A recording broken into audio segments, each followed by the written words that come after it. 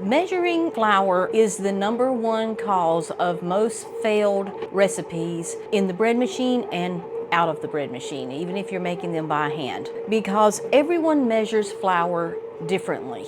There are those who weigh flour, and there are those of us who use cups to measure flour. But either way, the recipe can vary based on the type of flour you are using, how much water that flour can absorb. So flours are made from different kinds of wheat. There's hard wheat, soft wheat, red wheat, and those wheats absorb different amounts of liquid. Depending on where you live in the world or in the US, the kind of flour that you buy can have different levels of protein. Even bread flours vary by percentages on how much protein that is in them and how much water they can hold.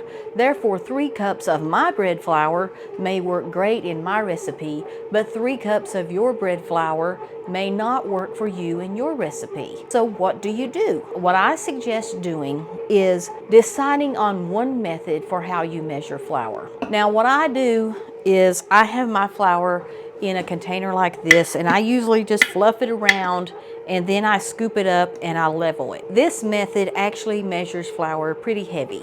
I still get a cup, what is considered a cup of flour, but it's on the heavy side of 1 cup. And there are those who say you need to spoon your flour into your cup, and this will keep it from being too heavy. Spoon it in, and then they say to level it off. And of course I would need a knife to get it nice and level, and they measure flour that way.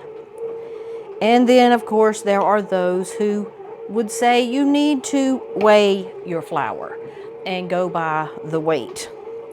But regardless of the method you are using to measure your flour, if you are going to bake bread regularly, pick one method, whether it be spooning, scooping, weighing, however you measure your flour.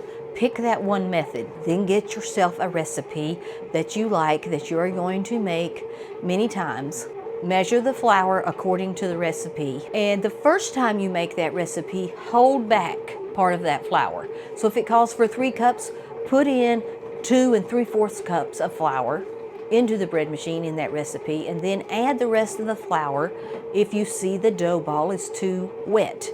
And what you will do is during the kneading cycle, you will raise the lid and you will read that dough ball. And if it is too wet, smearing around the sides, then you're going to add the rest of the flour. It's not likely going to be too dry if you held back some of the flour. And if you have to add more, let's say you added all the recipe called for and it was still wet. And so I want you to measure how much you add back in.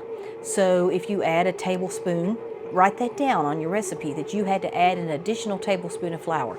If that did the trick, great. If not, if you had to add 2 tablespoons, write that down that you have to add 3 cups and 2 tablespoons to make this recipe. And then every time you make that recipe, you will use that amount because your measurements are different from the measurements that are in the recipe. Some of the older recipes that I find, especially, in like the Amish cookbooks that I use and different things, they don't even tell you how much flour. They'll give you how much of each ingredient except for the flour. And when it comes to the flour, they will say add enough flour to form a soft dough ball or to form a firm dough ball.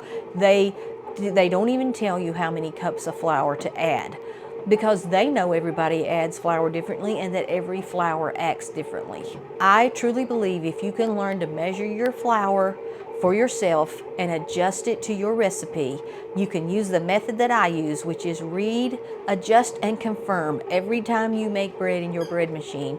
You will be so much more successful in your bread making. It will take away your frustrations and help you understand what is happening. It's not because you're doing anything wrong or there's anything wrong with your bread machine. It's just the fact that ingredients behave differently sometimes. Don't forget to like, share, and subscribe. If you want to learn more about making bread in the bread machine and troubleshooting, I have a playlist here